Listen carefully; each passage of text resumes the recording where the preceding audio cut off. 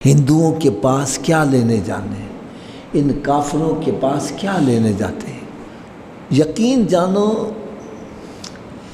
یہ جو ہمارے اندر برائیاں پائی جا رہی ہیں یہ سب کی سب دین سے دوری کی وجہ سے ہے۔ ہم علم نہیں حاصل کرتے۔ اگر ہم علم حاصل کریں، یقین جانو ایک قرآن مجید کو ہی لے لو، اگر قرآن مجید کو سمجھ کر پڑھا جائے تو میں کہتا ہوں بندے کے اندر ایسے صفائی کر دیتا ہے کہ جیسے کپڑا سفید صاف ہو جائے۔ آج یقین جانو میں دکھ والی بات کہہ رہا ہوں، یہ تو آپ بھی تسلیم کرو گے کہ ایک مسلمان کلمہ گو ہو کر ہندوؤں کے پاس جا رہا ہے، سکھوں کے پاس جا رہا ہے، عیسائیوں کے پاس جا رہا ہے اور ہزاروں روپیہ بھی خرچ کر رہے ہیں۔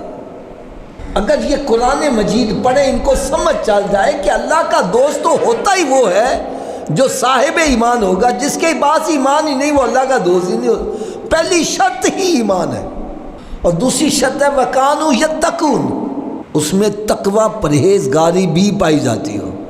دوسری چیز کیا ہے؟ تقوی پرہیزگاری۔ اور تقوی کس کو کہتے ہیں؟ تقوی کی تعریف کیا ہے؟ آسان سی تعریف یہ ہے کہ جن چیزوں سے اللہ تعالیٰ نے منع کر دیا اس سے باز آ جائے، اور جن کے کرنے کا حکم دیا اس میں سستی نہ کرے۔ آج ہمیں تقوی کا ہی نہیں پتہ۔ تقوی کا پتہ تو کب چلے گا؟ جب بندے کے پاس علم ہوگا۔ حضرت صاحب جس بندے کو حلال حرام کی تمیز نہیں ہے وہ تقوی اختیار کر سکتا ہے؟ جس کو یہی نہیں پتہ۔ اور اللہ کے ولی کے لیے سب سے پہلی شرط یہ ہے کہ وہ ایمان والا ہوگا اور اہل علم بھی ہوگا۔ کیا ہوگا؟ اہل علم۔ اہل علم ہوگا تو جو اچھائی برائی کی تمیز ہوگی، حرام حلال کی تمیز ہوگی، وہ حلال کھائے گا، حرام سے بچے گا۔ جو کہتا ہے نہیں سب جائز ہے، ایویں مولوی ڈراندے نے او سب جائز ہے۔ ایک بندہ مجھے یہاں تک کہنے لگا کہ جی اگر شراب حرام ہے تو رب نے بنائی کیوں؟ استغفر اللہ استغفر اللہ، یہ بنائی رب نے کیا ہے، اگر وہ حرام ہے تو رب نے بنائی کیوں؟